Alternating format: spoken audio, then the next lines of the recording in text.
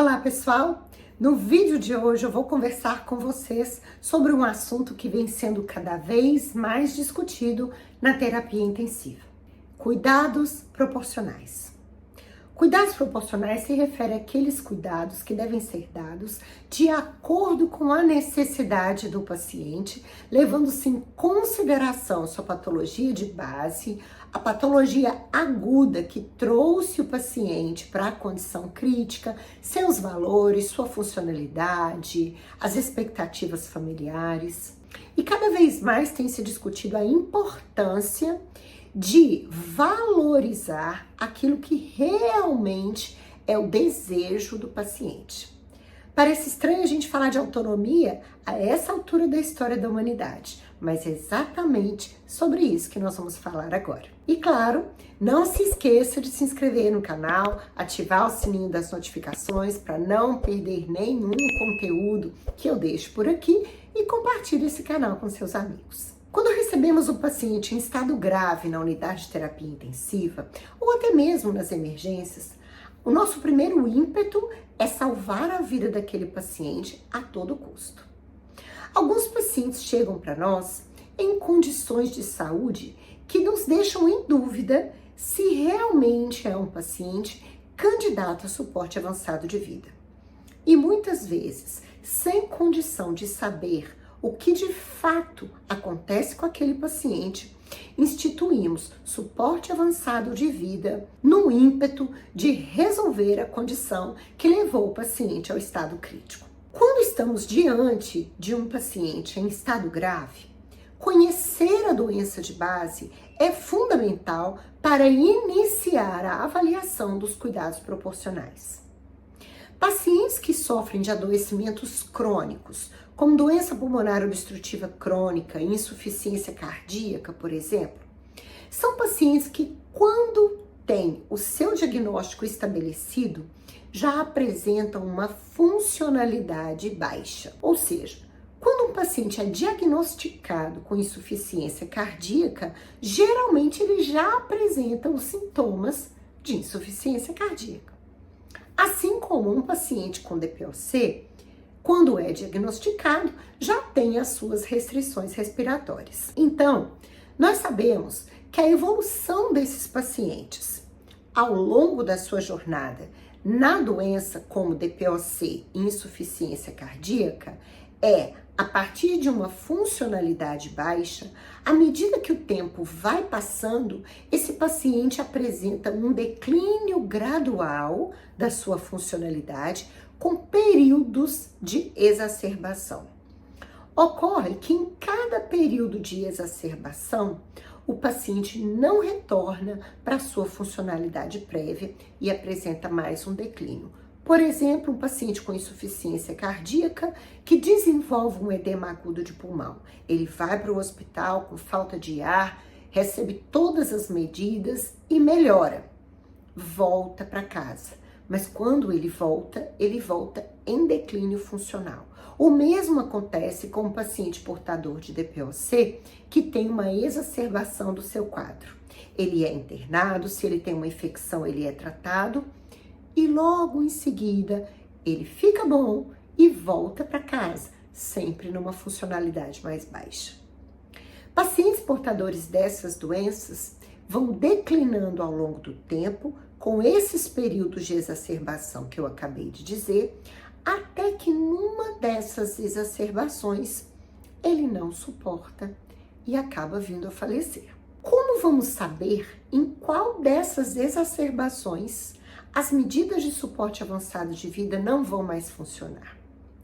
Nós vamos entender isso à medida que a gente pesquisa com a família ou com o paciente a funcionalidade prévia. Qual é o Karnofsky desse paciente? Essa é uma escala muito importante que vai nos ajudar a definir a funcionalidade prévia. Era um paciente com oxigênio domiciliar já? Era um paciente totalmente incapaz para as atividades da vida diária? Era um paciente que ficava mais tempo na cama do que sentado numa cadeira ou caminhando pela casa?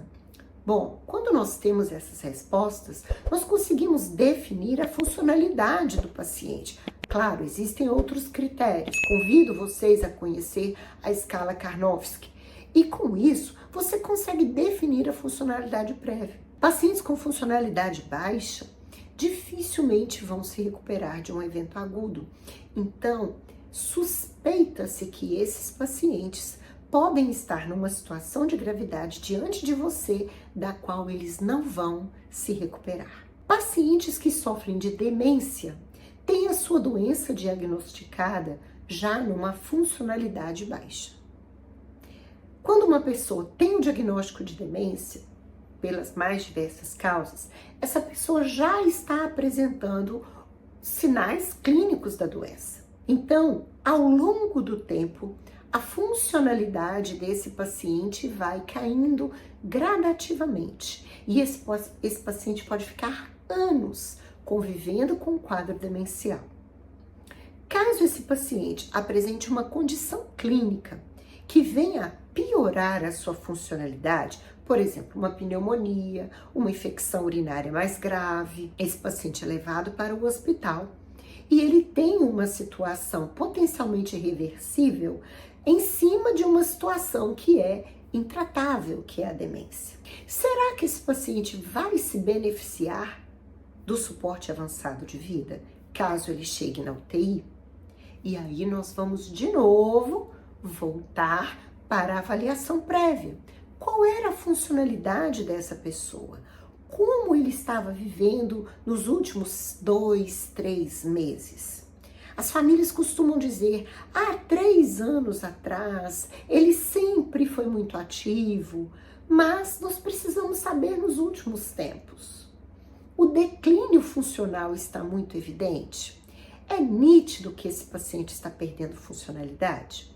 Isso precisa ser avaliado quando nós vamos iniciar o suporte avançado de vida ou até mesmo se nós vamos mantê-lo ou não em acordo com a vontade, autonomia e desejos familiares. Essa já é uma situação ainda mais complexa de ser avaliada. Não só a instituição, mas também a suspensão de cuidados intensivos. Pacientes que são portadores de câncer, eles geralmente mantêm uma funcionalidade razoável e possuem, próximo à sua morte, um declínio que é muito rápido. Portanto, quando nós recebemos na UTI um paciente com câncer e que tem uma situação de piora do seu estado geral e nós não encontramos nenhum fator que possa ser tratável, como uma infecção, por exemplo, geralmente esse paciente está caminhando para o êxito letal. Então nós temos aí 3 principais causas de morbidade e como é o decorrer dessas doenças ao longo do tempo. E isso nos auxilia a definir a proporcionalidade dos cuidados que nós vamos ofertar a esses pacientes. E é por essa razão que todas as vezes que recebemos um paciente em situação de urgência e emergência ou na unidade de terapia intensiva, nós devemos evocar a sua história patológica pregressa e principalmente a sua funcionalidade, para assim começarmos a pensar na proporcionalidade dos cuidados que será oferecida a esses doentes.